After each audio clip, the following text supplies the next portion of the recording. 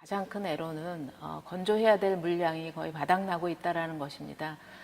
세계 시장 그 선박 발주가 2014년부터 계속 줄었는데 특히 작년에는 70% 가까이 줄면서 국내 조선소들은 수주량이 80% 가까이 줄었었습니다. 그래서 중소조선소들은 거의 수주를 못한 것으로 알고 있고 건조 물량도 지금 바닥나고 있는 상황으로 알고 있습니다. 많은 중소형 조선소가 도산했고 소형 조선소는 2004년에 124개에서 2014년에는 69개로 감소했습니다.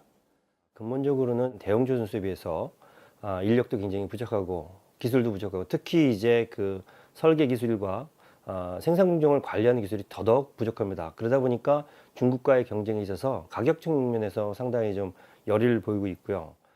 이 부분을 굉장히 정책적으로 등한시해 왔지 않느냐. 주로 큰 배 중심으로 조선 빅3 일쪽에 치중하다 보니까는 중소조선은 굉장히 열악한 상황으로 내몰리게 되었습니다. 그래 필요한 수요의 자리를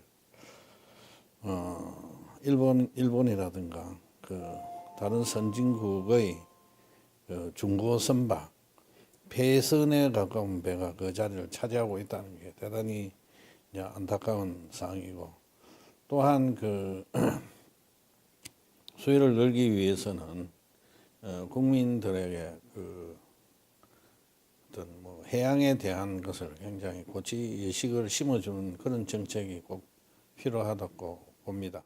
수출선 쪽으로 보면은 잘 아시다시피 대형 조선 업체들은 수출할 수 있는 상담 창구가 있습니다만은 저희 중소형 업체들은 상담을 할 수 있는 그런 시스템이 갖춰져 있지 않았습니다. 특히 우리 업체들이 어려움을 겪고 있는 게 그 선박을 수주를 한다 그래도 선주 측에서 요구하는 선박에 대한 그 RG 선수금 보증을 받아야 됩니다. 그런데 그게 은행이나 보험회사에서 발급이 상당히 어렵습니다.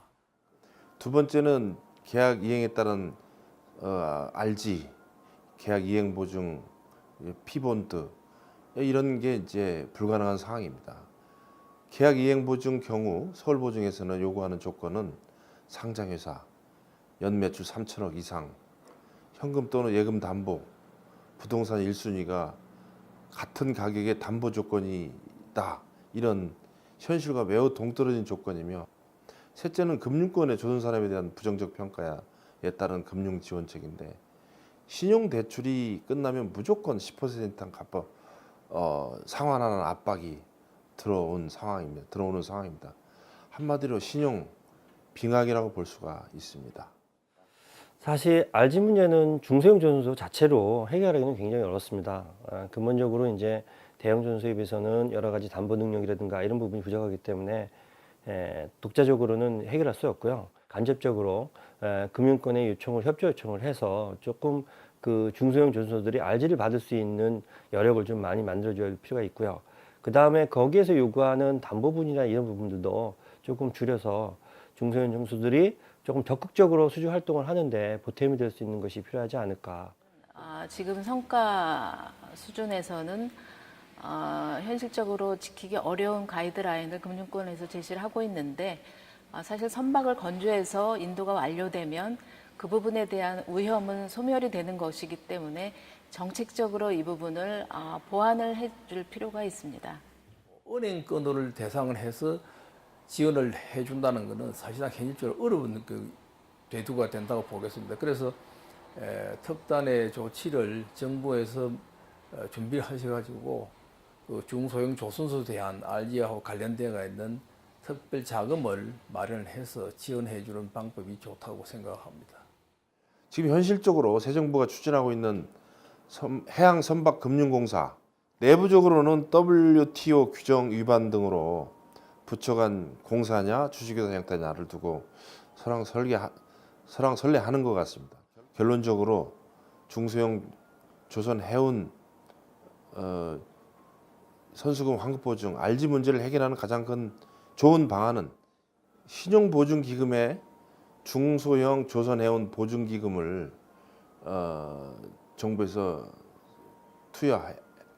투여해서 약 5천억에서 1조 규모의 신용을 제공하는 안입니다. 여기에 은행 관리나 법정 관리 중에 있는 기업들은 배제되어야 한다고 생각을 하고요. 정부 산하, 국책금융권, 산업은행, 수출입은행, 중소기업은행, 신용보증기금, 기술보증기금, 서울보증 등 국책금융권에서 중소조선소에 적극적으로 RG 발급을 요청드립니다. 지금 제일 중요한 게 첫째가 정부에서 우리 중소형 조선소에 대한 관심을 좀 더 가져줬으면 좋겠습니다. 현장을 중심으로 해가지고 실사를 좀 해서 어려움을 좀 해소해 주는 방법이 있으면 좋겠고요. 우리 중소형 조선소 업체들이 정부에서 발주하는 그 강공선을 입찰하는 그 과정을 보면은 수요 기간에서 당초에 그 선박대한 설계 그 내역보다도 조달청에 그 제출하는 그 설계 내역을 보면은 금액이 사실상 한 10% 정도 부족합니다. 부족한 90% 정도 금액을 가지고 설계를 했기 때문에 금액이 10%가 부족한데 그 부족한 10%에다가 조달청에서 또 기초 금액을 산정할 때 한 4% 정도를 또 깎습니다. 그러면 실질적으로 86% 정도밖에 안 되는 예산을 가지고 저희들이 업체들이 입찰을 하게 된단 말이죠. 그러게 되면 그 입찰하는 그 금액에서 또 88% 선으로 써야 되니까 실질적으로 업체가 수주를 받아오는 금액은 80% 선밖에 안 된다는 이야기입니다. 그래서 그것을 보완하기 위한 방법으로는 어떤 문제가 있느냐 하면은 조달청 내에서 원가 계산을 할 수 있는 시스템이 만들어져야 됩니다. 세계 시장 자체가 워낙 위축이 되어 있는 상황이라서 정부에서 내수 창출을 통해서 건조 물량을 창출하려고 노력을 하고 있습니다. 그래서 중소조선소들이 할 수 있는 관공선이라든지 그다음에 연안운항 선박들을 대상으로 해서 그 노후 선박을 교체 지원을 한다든지 선박 펀드를 통해서 선박 건조를 한다든지 이러한 다양한 정책들을 통해서 물량을 건조해야 될 물량을 창출을 하고 있습니다. 이러한 노력들이 중소조선소의 건조 물량으로 연계될 때 정책적으로 효과가 상당히 있을 것 같습니다. 정부에서 선박 운행 내용 연수를 현재보다 운항할 수 있는 내용 연수를 줄이고 노후 선박 대체 사업 확대로 정부 선박 및 민간 선박 발주량이 많아졌으면 좋겠습니다. 우리나라에서 지금 해양 레저 선박들이 거의 일본이나 그다음에 중국이나 저런 곳에서 중고 선박들이 많이 들어옵니다. 그럼 우리나라 지금 산재대가 있는 해양 레저 선박들의 거의 90%가 수입되어 온 중고 선박입니다. 그래서 이 중고 선박이 앞으로 넘쳐나면은 우리나라의 산재대가 있는 해양 레저 업체들이 상당히 타격을 받을 수밖에 없습니다. 그래서 그런 것도 있지만 그 중고 선박들이 사실상 그 검사에 대한 검증을 제대로 하지 못하고 들어오기 때문에 앞으로 우리나라 그 환경에 여러 가지 어려움을 줄 수 있는 그런 것도 대두가 되기 때문에 이런 것도 좀 앞으로 개선을 해 나가야 할 그런 상황이라고 생각이 듭니다. 적어도 신령이 30년이 넘은 배들이거든. 실제로 그 선박 여기에서 보면은 과연 뜰 수 있는 배가 들어오는지 그거 참 궁금해요. 그다음 그 배라는 것은 굉장히 빠른 속도로 부품이라든가 이런 것이 변화하고 있습니다. 그래서 30년이 지났으면 그 배의 부품이 과연 있겠냐는 이야기죠. 수입 자유화에 대해서 그래서 오픈이 되어 있는 것 같은데 환경적인 측면이라든가 그다음에 그 여러 가지 산업적인 측면을 고려해서 규제를 할 필요가 있다 이렇게 말씀드리고 싶습니다. 국내 제조 선박의 경우에는 선박 검사 전문 기관에 다 검사를 받아서 신규로 제작을 합니다. 그런 데 비해서 수입 선박의 경우에는 그 완성된 상태에서 들어오기 때문에 좀 그와 차별을 해서 정부의 그 검사 규정을 좀 강화를 해서 선박 연령을 연령 확인서를 발급받도록 한다든지 선박의 노후화나 설비의 노후화 상태 확인서를 받도록 한다든지 주요 장비의 검사 규정 강화 등으로 해서 해상 안전 사고를 대비하고 국내 제조 선박과 검사 규정을 좀 균일하게 이렇게 균형을 잡아주셨으면 하는 이런 바람이 있습니다.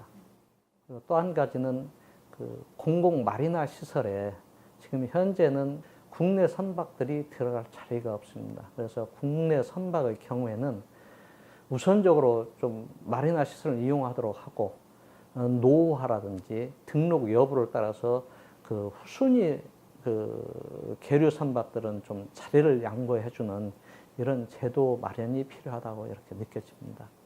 이런 물량이 없는 관계로 안정적 인력 운용이 좀 어려운 이런 부분이 있고요.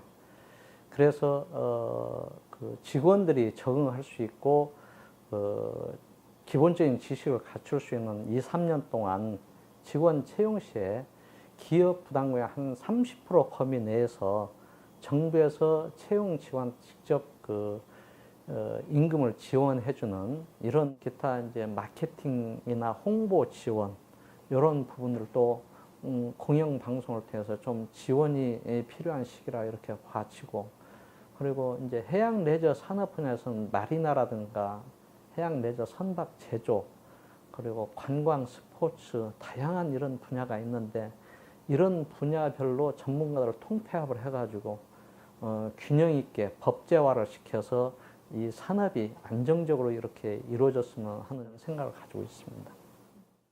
우리나라 쪽에 보면은 많이 규제를 하고 있습니다. 그 부산 요트 그 학교나 이런 데 보면은 그 진짜 그 배가 없어서 학교에 입학을 못하는 정도로 사람이 많이 모이고 있다고. 그런데 뭐 장비라든가 이런 것이 좀 지원도 되고 국가에서 한다면 많은 지원이 있다면은 많이 그 활성화되지 않겠느냐. 거기에서 나중에 나는 이런 배를 만들고 싶다. 나는 이런 배를 디자인하고 싶다 나오는 거예요. 그 사람들이 또 우리 같이 배 만드는 사람 창업을 할 수도 있고, 그다음 회사에 가서 더 나은 기술자가 나올 수도 있고. 그런데 기초 부분이 없는 데서 중간만 이래 계속 정부에서 하는 거 아니냐. 그 해양레저 분야에 이 일을 해본 사람이라든가 접해본 사람들이 양성되어야 되는데 그냥 일거리가 없으니까 어떤 고용 차원에서 그냥 밀어넣는다고 이 문제는 국제 경쟁력을 가질 수 있는 그러한 인력 충원은 힘들다고 봅니다. 아주 기초부터 장기적으로 보고 대안을 만들어 나가는 방법이 한 가지를 가지고 있고 여러 분야가 있기 때문에 분야별로 교육을 시키는 그러한 과정이 필요하다고 생각을 합니다. 중소형 조선소는 다양한 선종을 건조함으로써 조선기자재 산업 등 파생 산업에 대한 발전 효과가 매우 크며 지역의 산재에 있어서 지역 경제 활성화와 고용에 대한 효과가 매우 크며 기술 지원 및 금융 지원의 반응이 매우 빠르고 효과가 크다고 할 수 있습니다. 결국 우리나라는 그런 기술적 우위를 바탕으로 해서 중국과 경쟁을 해야 되는데 그렇다고 기술만 가지고 경쟁하기에는 어렵고 거기에 플러스 가격이라는 부분이 이제 들어와야 되는데 이 가격이라는 부분을 조금 더 우리가 높이려고 하게 되면 결국 원가 절감이라는 부분으로 우리가 귀결이 됩니다. 최근까지 우리나라는 설계에 상당히 많이 집중해서 R&D도 좀 진행이 되어 왔고 또 교육 자체도 그렇게 되어 왔습니다. 그래서 앞으로는 좀 더 생산 공정 이쪽 부분에 대해서 혁신할 수 있는 R&D들이 많이 진행이 돼야 되고 사실 중소형 조선소는 우리나라 조선 산업으로 보면 화려 같은 그런 존재입니다. 인력도 대형 조선소와 이렇게 흐름을 가져갈 수 있고 또 기술이라는 부분도 대형에서 가지고 있는 그런 좋은 기술들을 잘 받아들여 가지고 그것을 건조에 유지한다면 활용을 한다 그러면 충분히 중국과도 가격 경쟁력을 가질 수 있는 부분이죠. 중소형 선박 기술 개발을 하여 중소형 조선소 기술 지원을 함으로써 경쟁력을 강화시키는 것입니다. 중소형 조선소 경쟁력 강화를 위한 기반 시설을 구축하였는데요. 레저 선박 부품 기자재 고급화 기술 기반을 통하여 부품 국산화와 시험 인증 기반을 구축하였고 이를 통해서 가격 경쟁력을 확보하였습니다. 중소형 고속 선박 설계 지원 센터를 구축할 예정으로 있는데 고속 예인 수조를 설치하여서 선박의 핵심 성능을 평가 검증할 기반을 갖추었습니다. 선박 ICT 융합 장비 기술 지원 센터를 통해서 핵심 기술 기반을 구축하여 체계적이고 지속적인 지원이 되어야 할 것으로 생각합니다. 사실 우리나라 조선 산업이 현재까지는 계속 발전해 오면서 처음에는 이제 저급 재래 선종 위주로 이렇게 경쟁력을 하다가 기술력이 좋아지면서 소위 말하는 이제 고부 가치 선종으로 바뀌고 있습니다. 뭐 LNG라든가 초대형 컨테이너 선정 이렇게 가는데 단선 전종이라고 하는 벌크 캐리된 부분에서는 상당 부분 이제 포기하는 경향이 좀 있습니다. 우리가 생각해야 될 부분이 과연 이런 고부 가치 선종에만 집중을 해야 하는 부분에 있어서는 조금 작업량에 있어서 부족하다고 생각됩니다. 그렇기 때문에 이런 앞으로는 탱커라든가 벌크 캐리어 우리가 조금 지금까지는 좀 등한시했었던 그러나 중소형 조선소에는 굉장히 중요한 이 선정 분야에 대해서도 정부가 좀 더 적극적으로 나서서 R&D를 좀 해야 될 필요가 있고 또 기업에서도 조금 더 이런 부분을 포기하지 말고 가야 앞으로 향후 50년 정도라도 우리나라가 조선 산업에 있어서 중국을 누르고 1위 자리를 유지할 수 있는 그런 방법이라고 생각이 됩니다.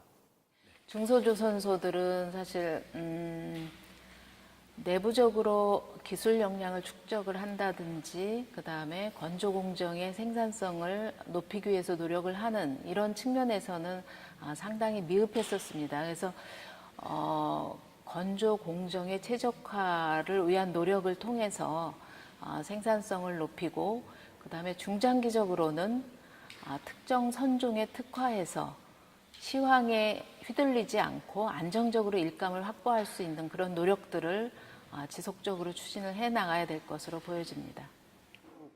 조선 해운은 리스크는 어디서 오냐면 shipping 마켓, 선사 그리고 전소 리스크가 조선 해운 리콜, RG 리콜 가능성을 일으키는 3대 요소라고 볼 수가 있는데 중소형 조선소들은 지난 10년 동안 키코 피해로 인하여 거의 전멸했고 정리가 된 상황입니다. 역으로 살아있는 중소형 조선소들은 생명력이 있다는 증거입니다. 이런 엇박자 정책이 지속된다면 대한민국 해운 조선 미래는 없다고 볼 수가 있습니다. 지금 우리나라의 레저 산업을 이끌고 있는 사람들이 수입하는 업체가 주도를 하고 있습니다.